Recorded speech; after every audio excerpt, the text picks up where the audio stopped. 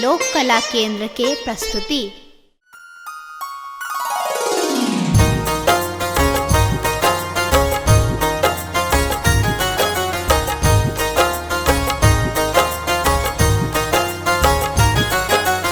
एखन अहाँ सुनि रहल छी लोक कला केंद्र के प्रस्तुति।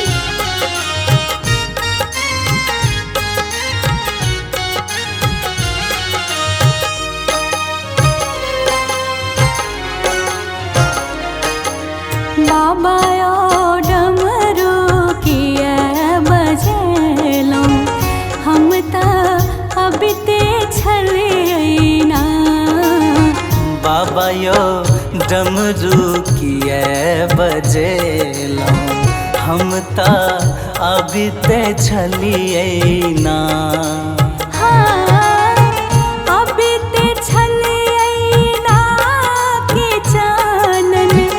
घसीते छलियैना यो अबिते छलियैना कि चानन घसीते छलियैना। बाबा यो डमरू किया बजेलौं, हम त अबिते छलियैना।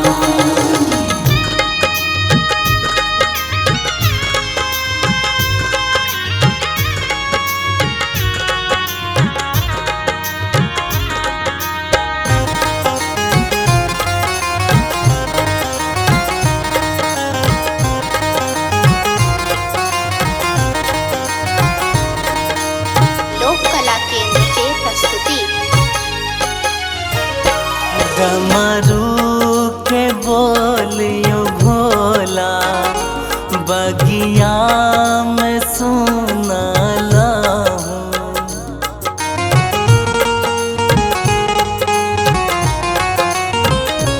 डमरू के बोलियो भोला, बगिया में सुनला हूँ।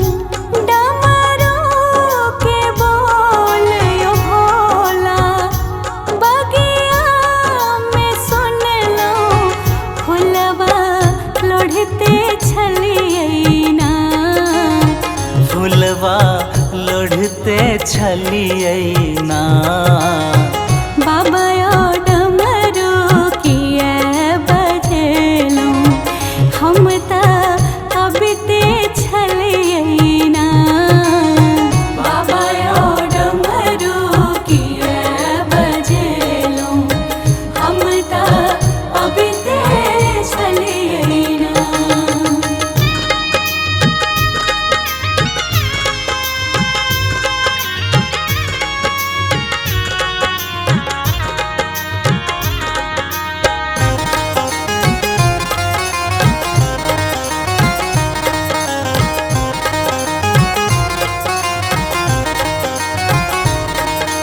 लोक कला केंद्र के प्रस्तुति। डमरू के बोलियो भोला, गंगा में सुनला हूँ।